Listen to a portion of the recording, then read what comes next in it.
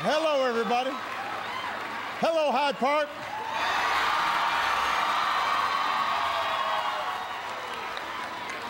It is good to be home. It is good to be home. Everybody have a seat. Y'all relax. It's just me. Y'all know me. It is good to be back home. A couple people I want to acknowledge. First of all, I want to thank your mayor, my great friend, Rahm Emanuel, for his outstanding leadership of the city and this kind introduction.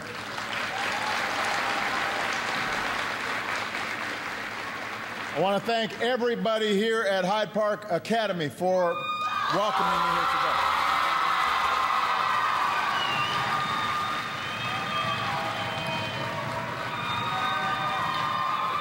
I want to acknowledge your principal and your assistant principal, although they really make me feel old because when I saw them,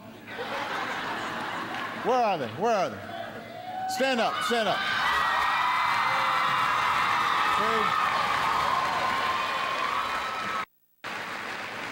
They are doing outstanding work. We're very, very proud of them, but you do make me feel old. Sit down. A couple other people I want to acknowledge. Governor Pat Quinn is here doing great work down in Springfield. My great friend and senior Senator Dick Durbin is in the House. Congressman Bobby Rush is here. We're in his district. Attorney General and former seatmate of mine when I was in the state Senate, Lisa Madigan.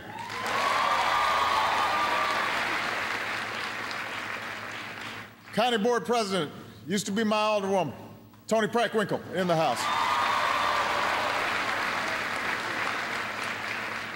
And I see a lot of reverend clergy here, but I'm not going to mention them because if I miss one, I'm in trouble. They're all friends of mine. They've been knowing me. You know, some people may not know this, but obviously this is my old neighborhood. I used to teach right around the corner. This is where Michelle and I met, where we fell in love. This is where we raised our daughters, in a house just about a mile away from here, less than a mile. And that's really what I've come here to talk about today, raising our kids. I love you too. I love you too.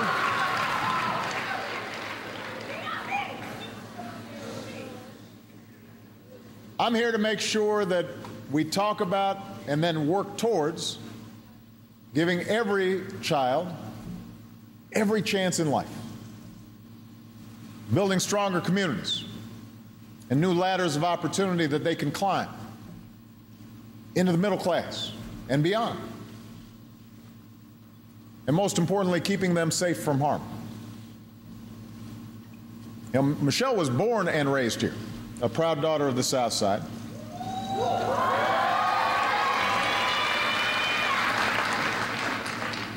And last weekend, she came home, but it was to attend the funeral of Hydea Pendleton.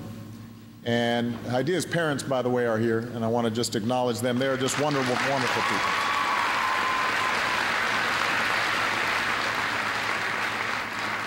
And as you know, this week in my State of the Union, I talked about Hydea on Tuesday night. And the fact that, unfortunately, what happened to Hydea is not unique. It's not unique to Chicago. It's not unique to this country. Too many of our children are being taken away from us. 2 months ago, America mourned 26 innocent first graders and their educators in Newtown. And today I had the high honor of giving the highest civilian award I can give to the the families of the educators who had been killed in Newtown. And there was something profound and uniquely heartbreaking and tragic, obviously, about a group of 6-year-olds being killed. But last year, there were 443 murders with a firearm on the streets of this city. And 65 of those victims were 18 and under. So that's the equivalent of a new town every 4 months. And that's precisely why the overwhelming majority of Americans are asking for some common sense proposals to make it harder for criminals to get their hands on a gun. And as I said on Tuesday night, I recognize not everybody agrees with every issue. There are regional differences. The experience of gun ownership is different in urban areas than it is in rural areas, different from upstate and downstate Illinois. But these proposals deserve a vote in Congress. They deserve a vote. They deserve a vote. And I want to thank those members of Congress who are working together in a serious way to try to address this issue. But I've also said no law or set of laws can prevent every senseless act of violence in this country. When a child opens fire on another child, there's a hole in that child's heart that government can't fill. Only community and parents and teachers and clergy can fill that hole. In too many neighborhoods today, whether here in Chicago or the farthest reaches of rural America, it can feel like, for a lot of young people, the future only extends to the next street corner or the outskirts of town, that no matter how much you work or how hard you try, your destiny was determined the moment you were born. There are entire neighborhoods where young people, they don't see an example of somebody succeeding. For a lot of young boys and young men in particular, they don't see an example of fathers or grandfathers, or uncles who are in a position to support families and be held up and respected. And so that means that this is not just a gun issue. It's also an issue of the kinds of communities that we're building. And for that, we all share responsibility as citizens to fix it. We all share a responsibility to move this country closer to our founding vision that no matter who you are or where you come from, here in America, you can decide your own destiny. You can succeed if you work hard and fulfill your responsibilities.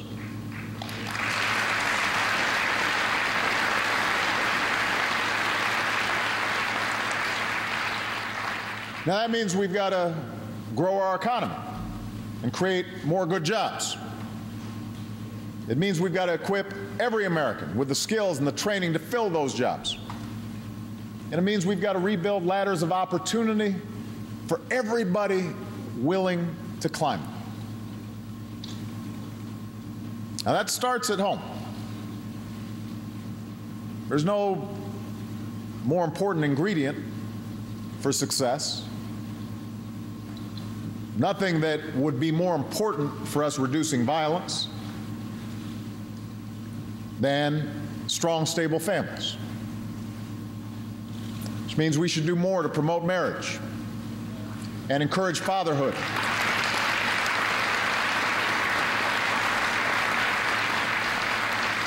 You know, don't get me wrong, as the single mom who gave everything she had to raise me with the help of my grandparents, you know, I turned out okay. But I think it's, you know, so we got single moms out here, they're heroic what they're doing, and we are so proud of them. But at the same time, I wish I'd had a father who was around and involved.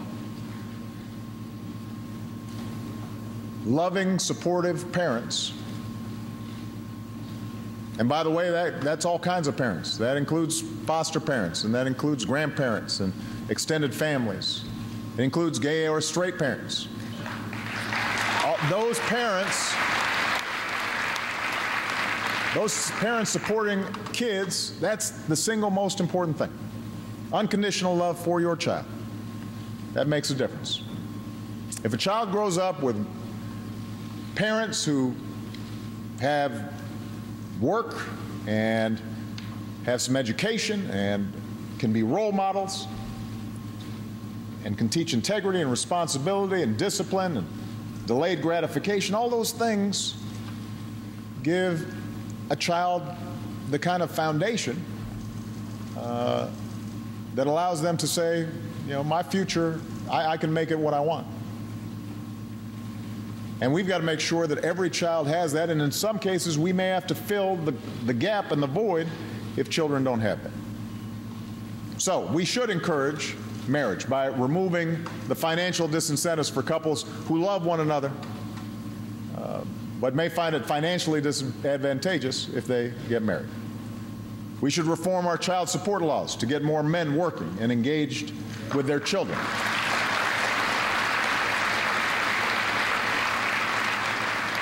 And my administration will continue to work with the faith community and the private sector this year on a campaign to encourage strong parenting and fatherhood, because what makes you a man is not the ability to make a child, it's the courage to raise one.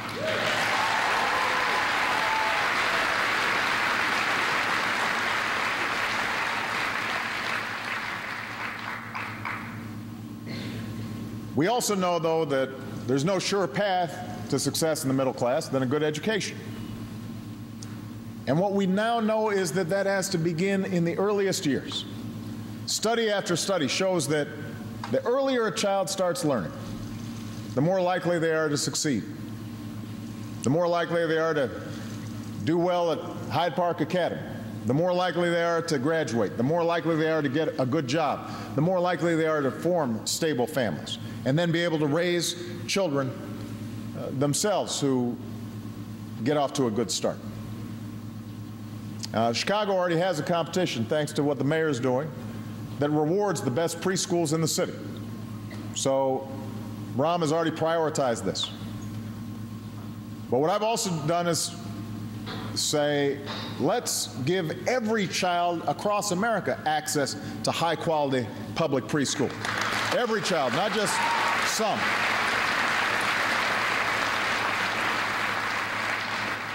Every dollar we put into early childhood education can save $7 down the road by boosting graduation rates, reducing teen pregnancy, reducing violent crime, reducing the welfare rolls, making sure that folks who have work, now they're paying taxes, all this stuff pays back huge dividends if we make the investment. So let's make this happen. Let's make sure every child has the chance they deserve. As kids go through school, we'll recruit new math and science teachers to make sure that they've got the skills that the future demands. We'll help more young people in low-income neighborhoods get summer jobs. We'll redesign our high schools and encourage our kids to stay in high school so that the diploma they get leads directly to a good job once they graduate.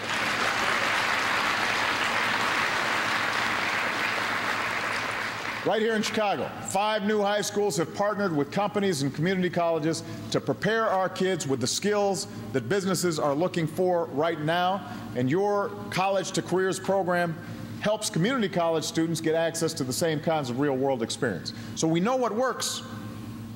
Let's just do it in more places. Let's reach more young people. Let's give more kids a chance.